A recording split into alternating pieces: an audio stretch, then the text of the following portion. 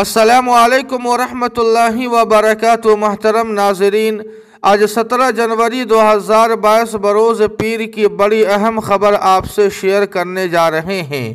دارالعلوم دیوبند کے کچھ فتووں کے خلاف قانونی چارہ جوئی شروع۔ NCPCR نے حکومت کو جاری کیا نوٹس۔ سامنے آیا دارالعلوم دیوبند کا موقف۔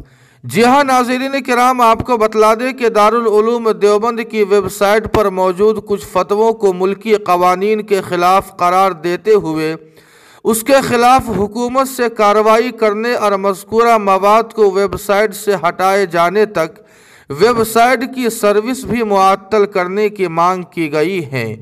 حالانکہ اس سلسلے میں دارالعلوم دیوبند کے محتمم مفتی ابوالقاسم نعمانی صاحب نے کہا ہے کہ ابھی ہمیں کوئی مذکورہ نوٹس کی کاپی نہیں ملی ہے۔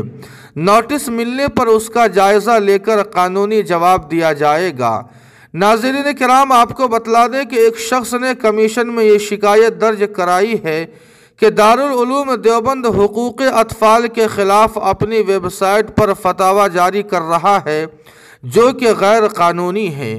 شکایت کنندہ نے دعویٰ کیا ہے کہ دارالعلوم دیوبند کہتا ہے کہ بچہ گود لینا غیر قانونی نہیں ہے، لیکن شریعت اسلامی کی روشنی میں گود لیا بچہ وراثت میں حقدار نہیں ہوگا اور بلوغت کے بعد اس سے شرعی پردہ بھی لازم ہوگا۔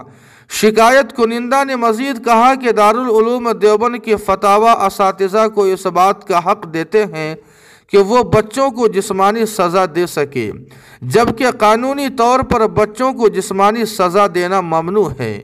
ناظرین کرام، آپ کو بتلا دیں کہ اس سلسلے میں محتمم دارالعلوم دیوبند مفتی ابوالقاسم نعمانی صاحب نے کہا ہے کہ اس سلسلے میں دارالعلوم دیوبند کو کوئی نوٹس موصول نہیں ہوا ہے اور نہ ہی دیگر معتبر ذرائع سے اس نوٹس کی تفصیلات موصول ہوئی ہے، اس لیے ادارہ اس پر کوئی حتمی تبصرہ نہیں کر سکتا۔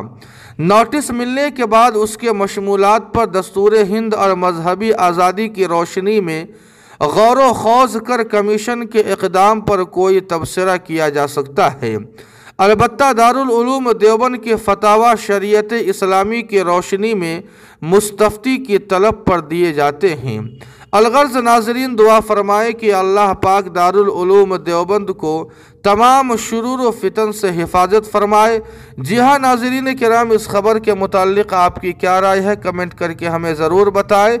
ویڈیو کو لائک اور شیئر کر دیں اور قاسمی جی کے کو سبسکرائب کرنا نہ بھولے۔ والسلام علیکم۔